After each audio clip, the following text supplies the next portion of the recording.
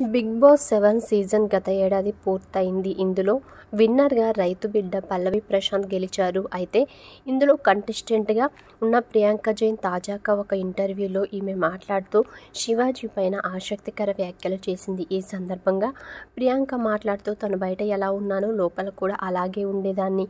అందరికంటే కూడా 1000% యాక్టివ్గా ఉంటాను. అలాంటప్పుడు నేను విన్నర్ అవ్వాలి, కానీ ఎడిటింగ్లో నేను కొన్ని విషయాలను తప్పు పట్టినట్లుగా చూపించారని తెలిపింది.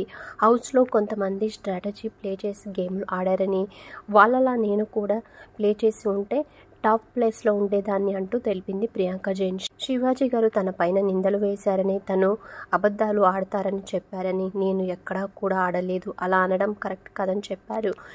శివాజీ గారు లోపల ఒకలాగా బయట ఒకలాగా ఉన్నారు. అతను జెన్యూన్ మాత్రం కాదని, ఆయన మాస్టర్ మైండ్తో ఆలోచించేవారని తెలిపారు. ఆయన హౌస్లో ఉన్నప్పుడే ఏంటో అర్థమైందని తెలిపారు. తనకు ఆరోగ్యం బాగలేక ఇంజెక్షన్స్, పిల్స్ కూడా వాడారని, అవేవీ షోలో చూపించలేదంటూ ప్రియాంక తెలియజేసింది.